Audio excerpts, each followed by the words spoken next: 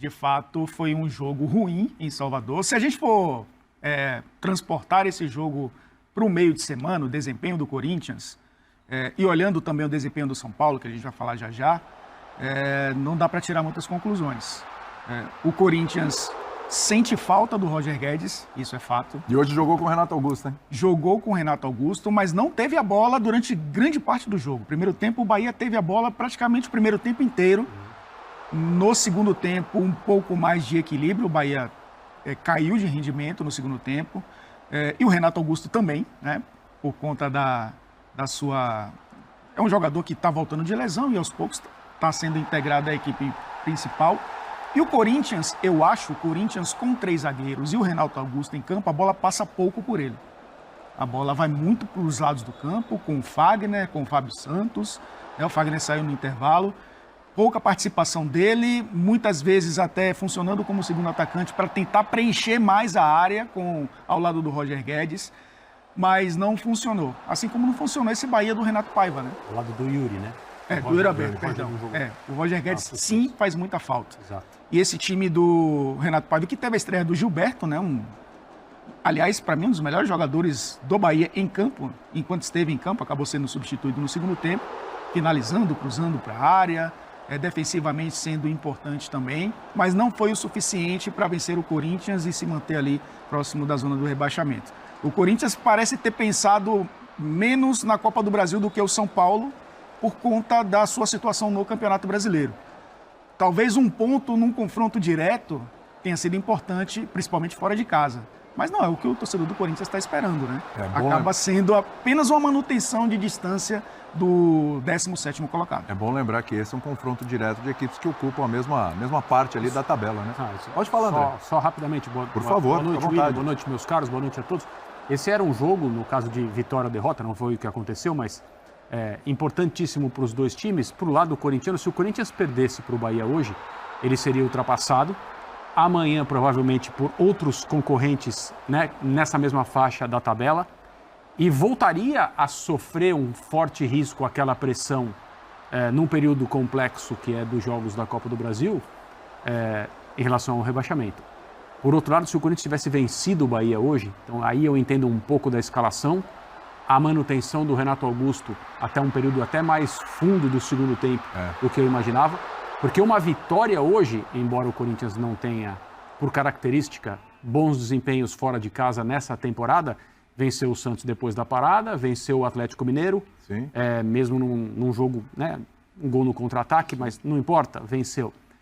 Uma vitória hoje jogaria o Corinthians para uma posição na tabela de uma tranquilidade que o Corinthians não vivia há bastante tempo e poderia atravessar esse período dos 2 jogos com o São Paulo de uma forma um pouco com menos pressão.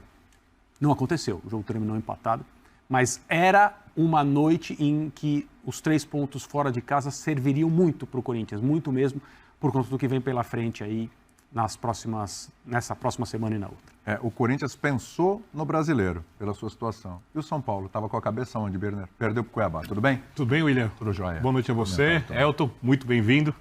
Uma honra estar ao seu lado, André, Eugênio, as coisas do esporte. São Paulo pensou na Copa do Brasil e o Corinthians pensou no Campeonato Brasileiro. Mas o São Paulo não queria pensar na Copa do Brasil hoje. Senão o Dorival teria colocado um time completamente reserva. Eu acho que ficou muito claro que o nível de concentração do São Paulo, a concentração do São Paulo foi muito menor hoje. E isso a gente fala pela intensidade do time, além de algumas questões da escalação, que a gente pode falar ao longo do programa, do que vinha sendo. O Corinthians precisa mais de pontos no Brasileiro do que o São Paulo precisa. Então dá para perceber claramente que depois do São Paulo ter eliminado o Palmeiras, e eu acho que isso pesa muito, porque o Corinthians passou contra o América, o Corinthians passou contra o Remo nos pênaltis, depois ele passou de novo nos pênaltis contra o Atlético, e depois ele vai para os pênaltis contra o América. E ganhar do América em casa era, entre aspas, que fique bem claro, uma obrigação. Sim. Porque o América é um time da parte de baixo da tabela, com uma folha de pagamento muito menor e com uma camisa muito menos pesada que a camisa corintiana. O América hoje quase apronta no Maracanã. O São Paulo aprontou, né? O São Paulo tirou o temido Palmeiras, uma das 2 grandes equipes mais vencedoras das últimas temporadas, a outra equipe é o Flamengo, obviamente, dentro do Allianz, jogando mais. Então aí, para mim, parece muito claro que a equipe deu uma relaxada. O São Paulo teve folga na segunda, teve folga na terça. Os jogadores voltaram na quarta-feira à tarde. O São Paulo muitas vezes faz seus treinos de manhã. para jogar bem esse jogo. Não, a atuação do São Paulo foi abaixo do que deveria. Eu não acho que o São Paulo vai manter o seu padrão de atuação, que a gente viu contra o Fluminense, os 2 jogos contra o Palmeiras sempre. É normal que oscile, mas achei que a oscilação foi muito grande. E eu acho que isso tem muito a ver com o fato do São Paulo estar muito mais concentrado no jogo da terça-feira do que nesse jogo. E não é só o time, a torcida também. É todo o ambiente, entre aspas, São Paulino está pensando no jogo da terça-feira. O ambiente corintiano não podia pensar só no jogo da terça-feira por conta do que o André falou, da questão do time poder entrar na zona do rebaixamento num confronto direto. Então, eu acho que a vitória do Cuiabá foi merecida. O Corinthians correu mais risco hoje de perder do que de empatar, mesmo com uma atuação fraca do Bahia, o que é uma rotina, né?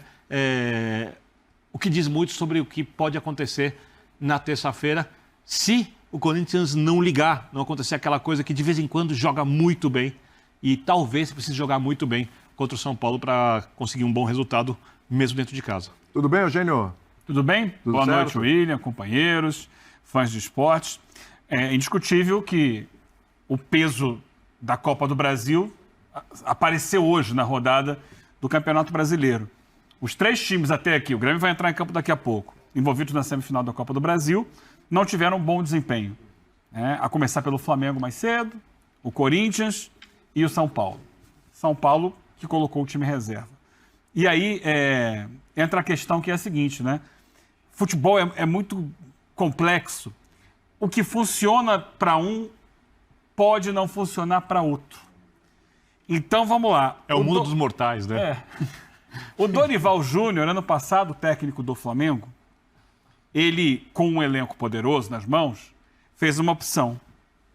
Campeonato Brasileiro, time B, Copas, time A. Certo. Ganhou as Copas e não foi adiante no Campeonato Brasileiro. Me parece que hoje a gente teve a sensação de que ele vai fazer a mesma coisa. Campeonato Brasileiro, time B, Copas, time A. No caso da Copa, é a Sul-Americana, não é a Libertadores, que foi do Flamengo ano passado. Só que o Flamengo, embora não tenha sido campeão brasileiro ano passado, conseguiu fazer uma boa campanha com o time reserva que ele tinha, que era um time mais forte do que o atual time reserva do São Paulo. A gente já viu, em 2018, o Palmeiras ser campeão brasileiro jogando com o time B e não ganhar as Copas jogando com o time A. Exatamente. Com o Filipão. Então, cada história é escrita de uma maneira. Por outro lado, o Sampaoli, mais cedo, não poupou.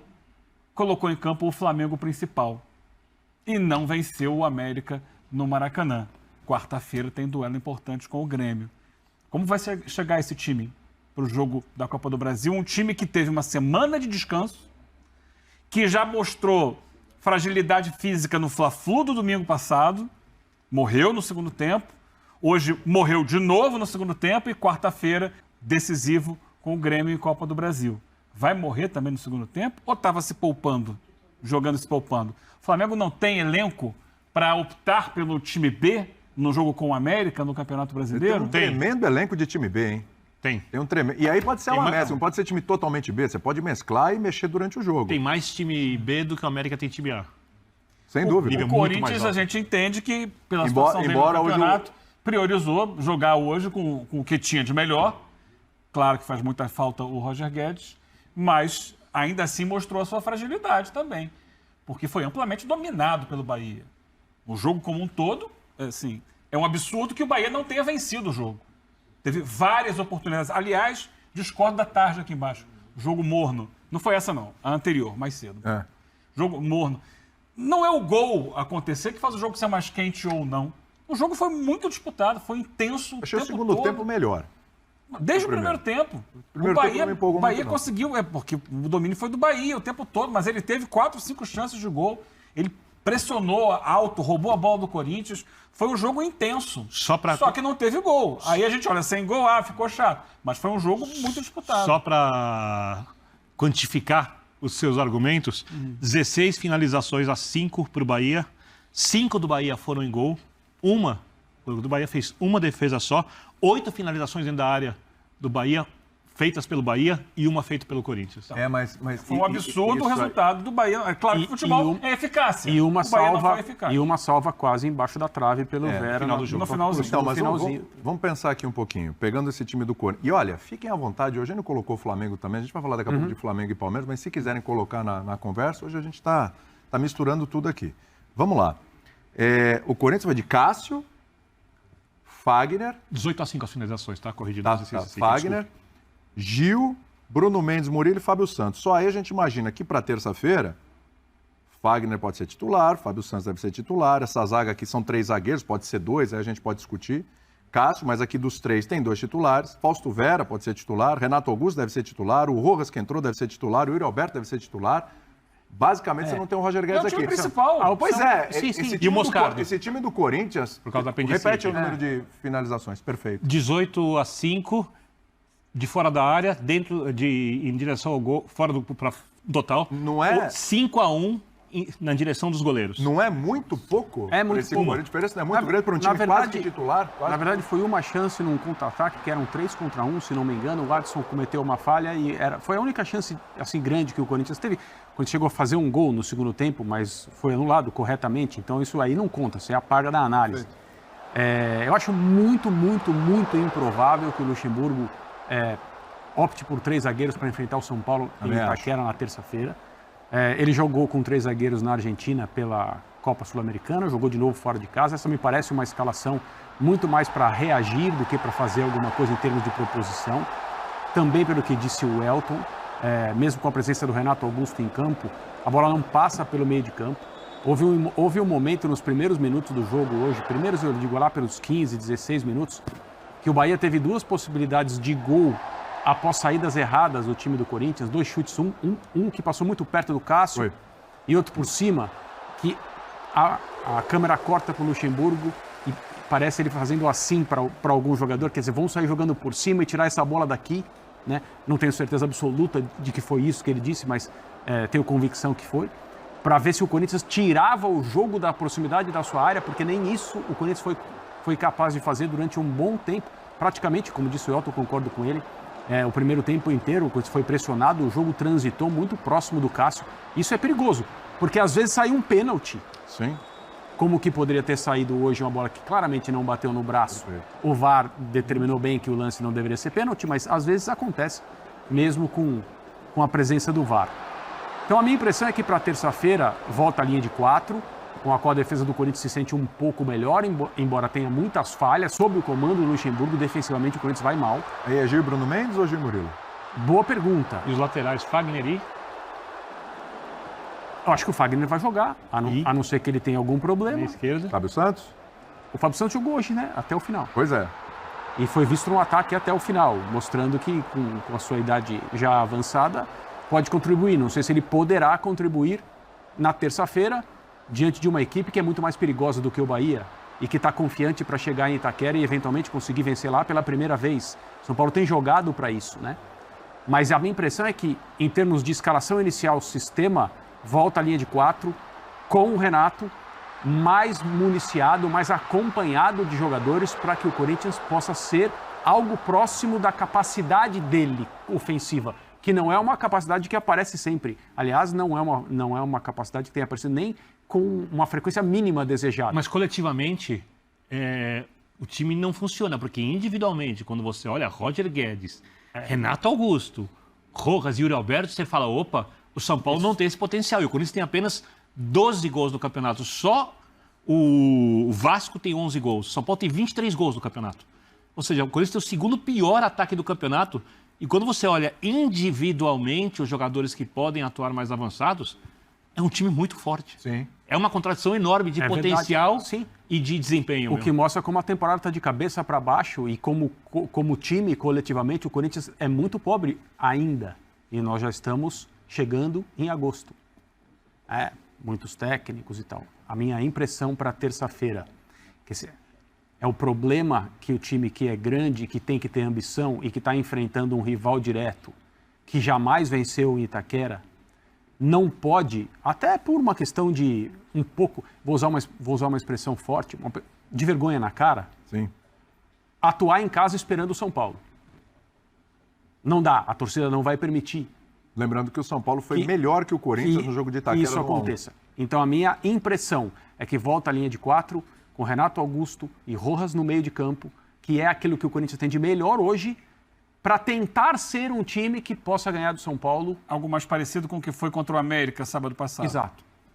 Para mim, a experiência do jogo contra o América é definitiva para a escalação que o Luxemburgo vai usar com esses jogadores em partidas decisivas. E terça-feira é decisivo, não tem, não determina o confronto, mas é a chance que Mas o é Corinthians fundamental. tem. Até porque eu acho que as escolhas de hoje, perdão, Eugênio, as escolhas de hoje foram incompatíveis com o sistema, porque você jogar com 3 zagueiros, ter o Fábio Santos e o Fagner, Exato. e nenhum ponta, porque o Matias Rojas trazia um pouco mais para dentro, o Corinthians não tinha essa transição pelos lados, era mais construção, então tentava funilar.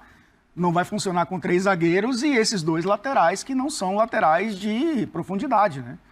Muitas vezes com a linha de 4 jogadores, é mais fácil você vai ter que compensar com ponta. O Rojas contra o América até jogou um pouco mais aberto pelo lado. O Luxemburgo falou na coletiva, né? Que ali também já jogou pelo lado, já funcionou assim como um ponta. Pode funcionar dessa forma, mas com esses 3 zagueiros, esses 2 laterais e mesmo com a volta do Roger Guedes, que é um jogador que joga próximo do Yuri Alberto, o Corinthians não vai ter profundidade pelos lados do campo. Então a tendência é uma linha de 4.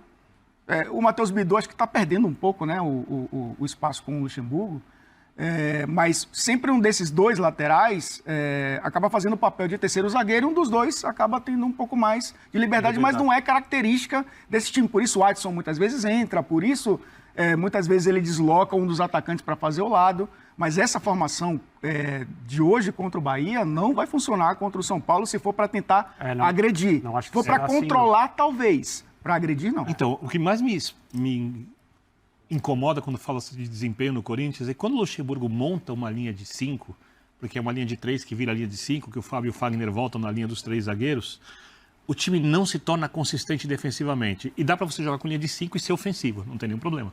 Se você souber esmagar a saída de bola, se você souber